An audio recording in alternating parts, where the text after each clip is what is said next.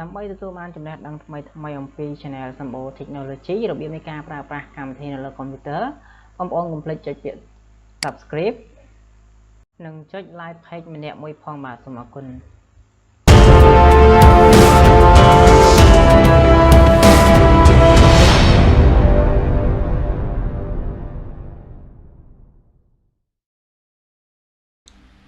បាទសួស្តីបងប្អូនទាំងអស់គ្នាថ្ងៃនេះ Channel Sambo Technology សូមបង្ហាញបងប្អូនអំពីរបៀបនៃការឆែកមើល Windows License ឬក៏អត់ License អញ្ចឹងណាអញ្ចឹងហេតុអីបានយើងគួរឆែកមើល Windows License ឬអត់ License បងប្អូនខ្លះគាត់អត់ដឹងថា Windows ខ្លះប្រើទៅ License ឬមិន License ទេអ្នកដែលប្រើកុំព្យូទ័រដំបូងគឺអត់ដឹងវាអញ្ចឹងគាត់ទៅឲ្យជាងតម្លើងអញ្ចឹងណាជាងតម្លើងគាត់អត់ដឹងថាជាងតម្លើងហ្នឹងប្រភេទ Windows License ឬក៏អត់ទេហើយជាងតម្លើងបើ Windows License គេអាចយកយើងថ្លៃ Windows License ឲ្យគេតម្លើងឈូ Windows ខ្ទង់10ទៅ5 10អីចឹងទៅហ្នឹងតាមប្រភេទ Windows អញ្ចឹងណាតែ5រៀល10រៀលអីហ្នឹងវាអត់ដឹងថាគេដាក់ License ឲ្យយើងអត់ទេណាគេប្រើក្រេកឬក៏មិនក៏ដឹងដែរហើយបងប្អូនចង់បាន license តើយើងប្រាប់គេអញ្ចឹងទៅគេអាចគិតថ្លៃអញ្ចឹងណាតែកន្លែងជាងខ្លះជាងកុំព្យូទ័រខ្លះអត់មានប្រភេទ license ទេនឹងមានប្រភេទ Windows license ទេគេប្រើក្រេកដែរអញ្ចឹងណាពោះ license Windows ទិញមួយថ្លៃមែនតើបងប្អូនណាទិញនៅ website Microsoft គឺថ្លៃ Windows 1 300អញ្ចឹងណាអញ្ចឹងកម្រអ្នកទិញណាគេទិញតគ្នាអញ្ចឹងទៅទិញតាម website ដែលលក់ថោកអញ្ចឹងណានឹងដើម្បីបាន license ប្រើអញ្ចឹងរបៀបនៃការមើល license ហើយនឹងអត់ license គឺបងប្អូនយើងចុចកន្លែង start window របស់យើង start ឲ្យបងប្អូនស៊ើបពាក្យថា run or un នេះចុច run ហ្នឹងមកនេះចុច run ហើយខ្ញុំមកបើកអូខេបងប្អូនវាយអក្សរនេះណានេះវាយអក្សរនេះចូលណាបងប្អូនវាយអក្សរហ្នឹងមកឬក៏អាច copy បានខ្ញុំដាក់នៅក្រោម description ហ្នឹងហើយ description video ហ្នឹងបងប្អូន copy មកផាសចូលមកណាអូខេផាសចូលយើងចុចអូខេមកអូខេពេលដែលយើងចុចអូខេវានឹងបង្ហាញផ្ទាំងបែបនេះអញ្ចឹងផ្ទាំងបែបហ្នឹងវាមានន័យថាម៉េចថា Windows ហ្នឹង license off Windows ខ្ញុំប្រើហ្នឹងអញ្ចឹងគឺ Windows របស់ខ្ញុំប្រើ license បងប្អូនឃើញ Windows or Personal Edition Windows នេះ System Virtual Channel ណា Product Key នេះ Product Key នេះហើយពាក្យថា License Start នេះគឺបាន License ហ្នឹងហើយ Windows របស់ខ្ញុំប្រើហ្នឹងគឺ License ហ្នឹងហើយតែខ្ញុំអត់ទិញវាទេខ្ញុំកាលហ្នឹងខ្ញុំភ្លេចដែរតែខ្ញុំដាក់ serial key អីទេដាក់ទៅវាស្គាល់ហើយអញ្ចឹងទៅវាក៏ license តាមហ្នឹងទៅហ្នឹងហើយបើប្រភេទ Windows អត់ license បងប្អូនប្រើប្រភេទក្រេប្រភេទ activate ក្រេវាចេញបែបនេះពេលបងប្អូន search ទៅគឺវាចេញបែបនេះនេះវាចេញបែបនេះវាចេញអក្សរច្រើនអញ្ចឹងប្រភេទប្រើអត់ license ណាប្រភេទក្រេវាចេញអក្សរច្រើនហើយវាកំណត់ពេលខ្លះវាកំណត់ថ្ងៃចេះវាដាក់180ថ្ងៃអញ្ចឹងទៅហើយយើងប្រើបានមួយថ្ងៃវានៅក្នុងចំនួននេះហើយ Windows ដែលអត់ license យើងប្រើយូរទៅវាអាចនឹងខូច Windows ណាអាចនឹងខូច Windows វាទាមទារឲ្យយើង activate ពេលបងប្អូនប្រើដំបូងអត់អីណាពេលបងប្អូនប្រើយូរទៅវានឹងចេញបែបនេះនេះ activate Windows នៅចំណុចនៅលើកុំព្យូទ័ររបស់យើងនេះនៅមហៀងខាងស្ដាំអញ្ចឹងទៅ ពេលទៀមទីឲ្យយើង activate ណា activate បែបហ្នឹង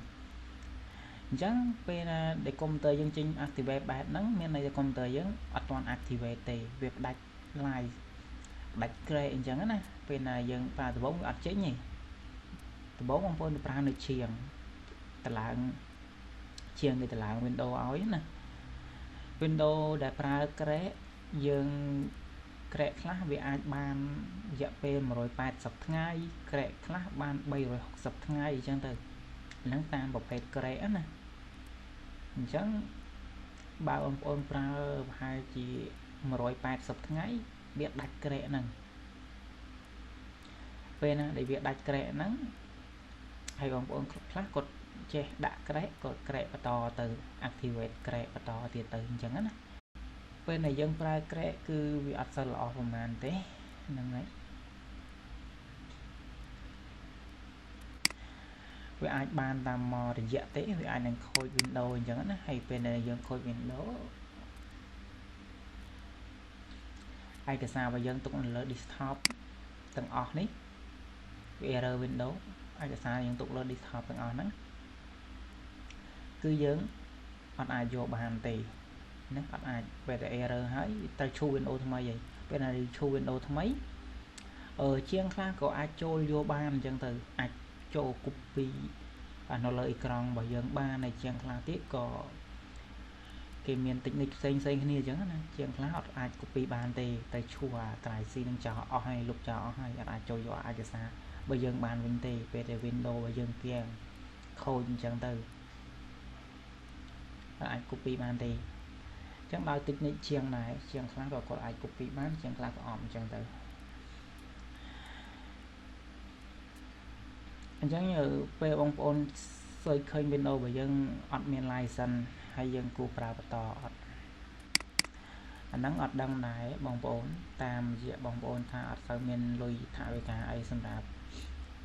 ប្រើ Windows license អាហ្នឹងក៏យើងប្រើ Windows ក្រែកធម្មតាអញ្ចឹងទៅរហូតដល់ថ្ងៃវាខូចអញ្ចឹងទៅយើងខូចយើងឲ្យទៅឈូសថ្មីទៀតទៅហើយយើងប្រើក្រែកហ្នឹងទៀតទៅព្រោះអាក្រែកវាអត់វាធូរថ្លៃឲ្យគេឈូសទៅវាធូរថ្លៃដែរ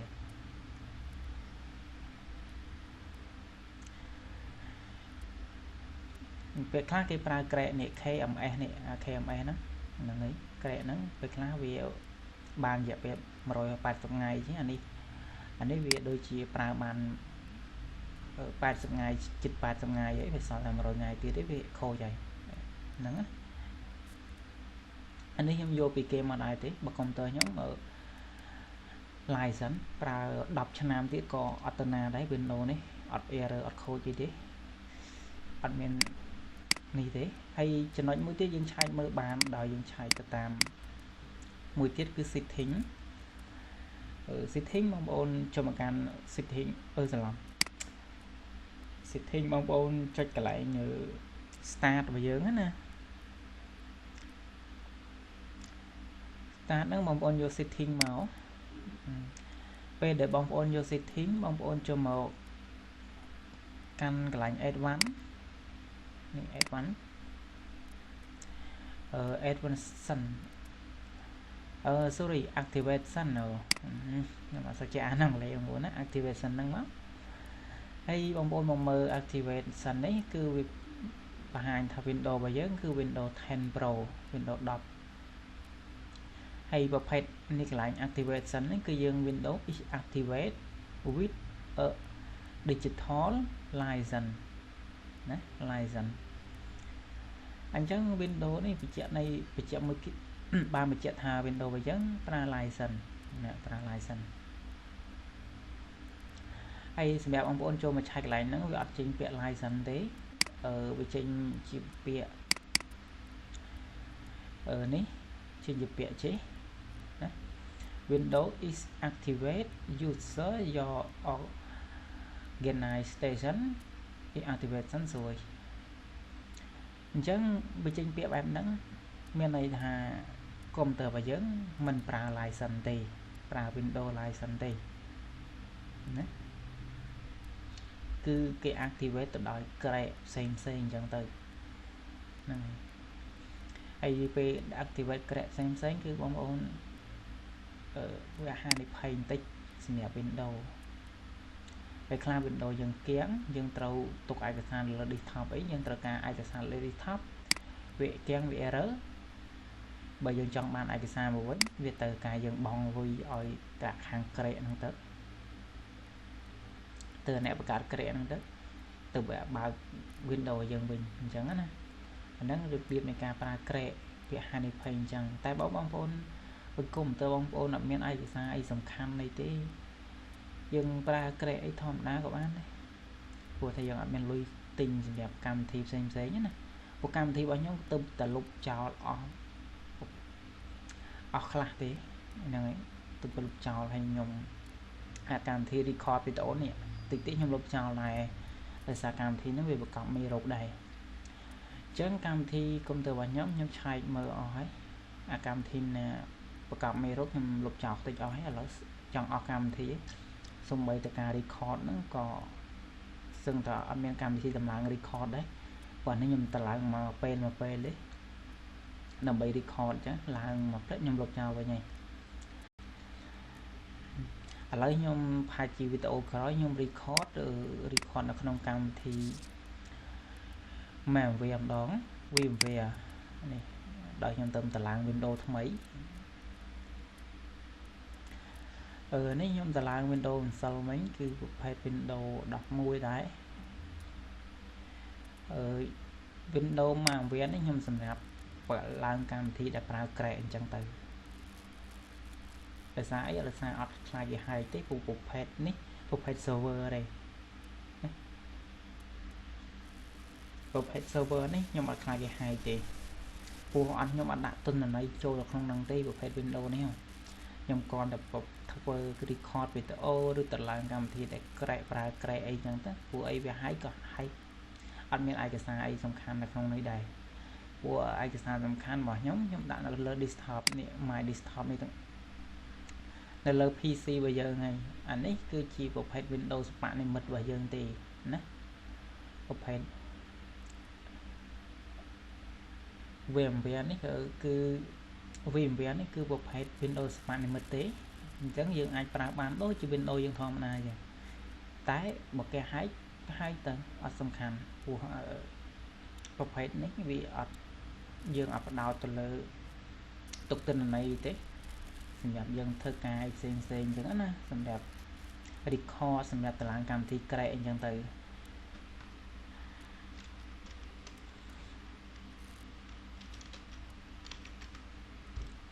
អូខេខ្ញុំដាក់លេខកូដមើលឲ្យមើលសិន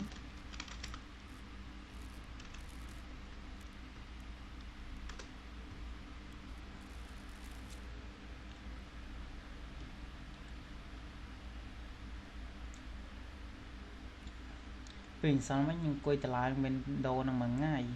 មកតែបានហើយមិនតន់តម្លើងកម្មវិធីទេទុំតែនេះដើរអញ្ចឹងណាហើយបើនៅក្នុង drive វាអត់មានអីទេ drive វាខ្ញុំអត់ដាក់ចូលអីច្រើនទេនេះដាក់ទៅប្រហែល G ទេអានេះយើងប្រើ server Windows នេះគឺដូច Windows យើងប្រើប្រាស់ធម្មតាអញ្ចឹងណាដូច Windows យើងប្រើប្រាស់ធម្មតាអញ្ចឹងគាត់ទៅវានៅក្នុង server ប្រភេទនៅក្នុង app VMware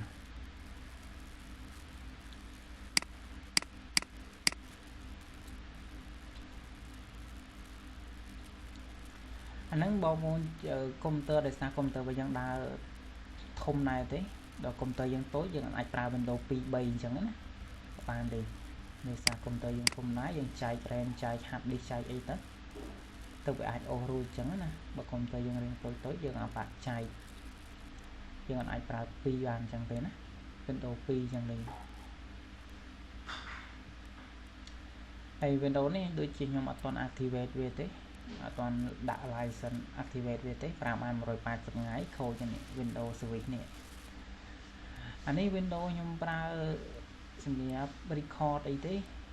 ហើយជាខ្ញុំដាក់ក្រែកធម្មតាទេអត់ដាក់ license ទេបើ license វាងាយដាក់ដែរតែការទិញ serial key គេមកដាក់អញ្ចឹងណា តែវាយើងអត់បាន serial key គឺប្រើ activate Crack ធម្មតាព្រោះ Windows នៅក្នុងនេះវាអត់សំខាន់អីទេសម្រាប់ខ្ញុំអញ្ចឹងណាសំខាន់តែខាងក្រៅនេះហើយយើងប្រើបិទធម្មតាដោយ Windows យើងដែរអញ្ចឹងណាហ្នឹងហើយអានេះខ្ញុំសម្រាប់ record ហើយជាវីដេអូក្រោយខ្ញុំ record នៅលើអានេះម្ដងអត់ឲ្យប៉ះពាល់ទៅដល់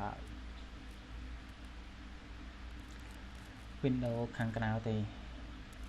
ហើយបងប្អូនចង់ប្រើកម្មវិធីដែលប្រើ Crack ក៏ប្រើទៅតែយើងប្រុងប្រយ័ត្នទៅអញ្ចឹងណាយើងប្រើកម្មវិធីកម្ចាត់មេរោគកម្ចាត់អីអញ្ចឹងទៅកុំឲ្យវាហាកបានអីអញ្ចឹងទៅហ្នឹងហើយ